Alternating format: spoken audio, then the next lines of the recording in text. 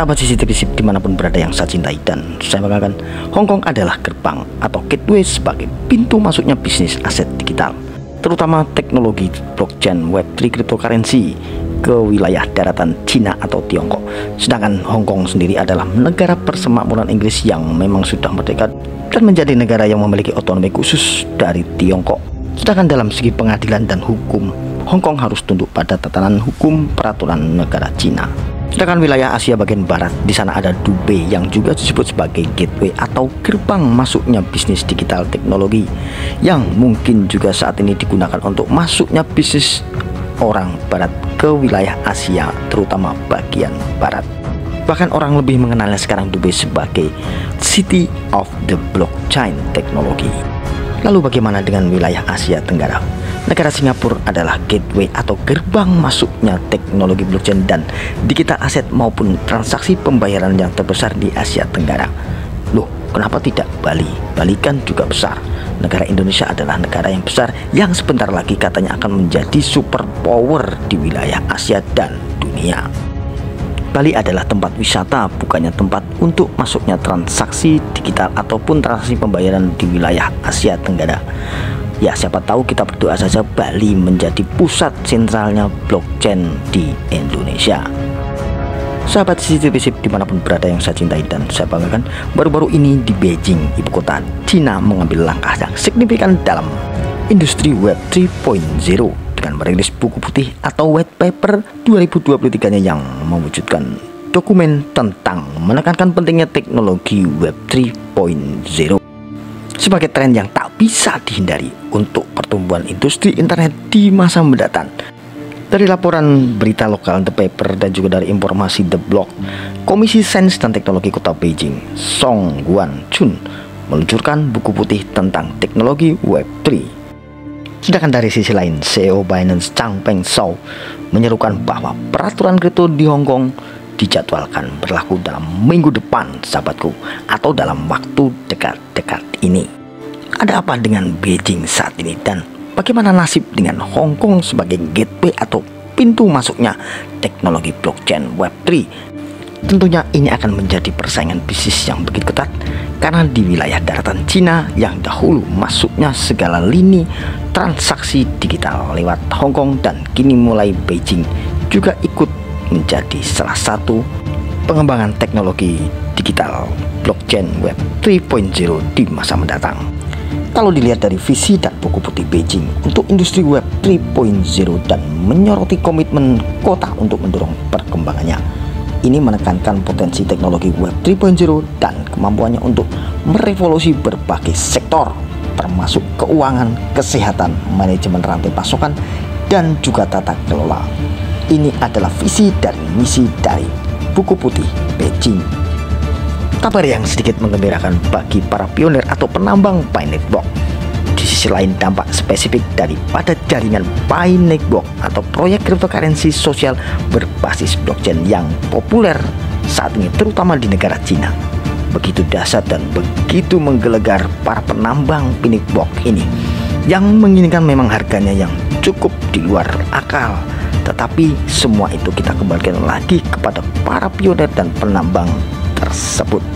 Tapi Anda sebagai pionir jangan GR dulu, karena tidak secara eksplisit disebutkan dalam white papernya di buku putih Beijing. Hanya saja peluang penambang Pi Network di masa mendatang, khususnya di wilayah daratan Cina, Tiongkok, dan sekitarnya, tentunya akan berpeluang menjadi jutawan baru.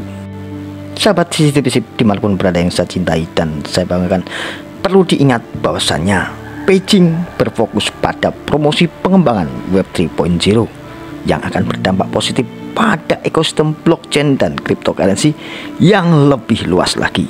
Nah, titik poin disinilah yang membanggakan bagi para penambang pionir di wilayah Cina.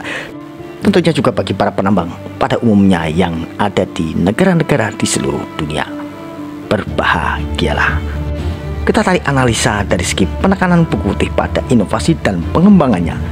Tentunya hal itu sejalan dengan prinsip-prinsip inti dari proyek blockchain seperti proyek Pi Network yang digarap oleh core team dengan ketuanya yaitu Dr. Nicholas Kokalis, yang memang bertujuan untuk mendesentralisasikan dan mendemokratisasi berbagai aspek dunia digital, yang dalam hal ini adalah teknologi Web3 untuk cryptocurrency mata uang digital global Pi Network. Kuswan jadi ikut berpikir dan merasa sedikit curiga, jangan-jangan ini Song Guan Chun ini menambang Pi Network, sahabatku. Tentunya ini sangat berbeda dengan tujuan Xi Jinping, presiden Tiongkok. Ya, dia ingin menguasai dunia dengan yuan renminbinya yang akan menggantikan dolar sebagai mata uang global dunia. Kalau saja aku disuruh memilih mau dukung Xi Jinping atau dukung Song Guan Chun, aku tetap saja mendukung Song Guan Chun. Kenapa?